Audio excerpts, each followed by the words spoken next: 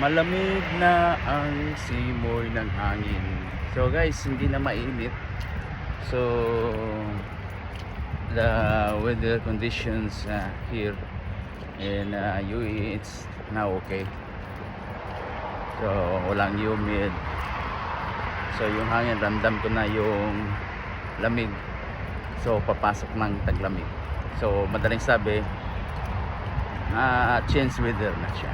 So ganun lang siya ka mahalaga sa mga trabahante na mga OFW, especially nasa Middle East, no?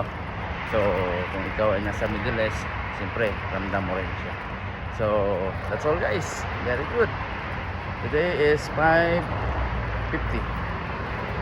What time is it? 5:50, sorry.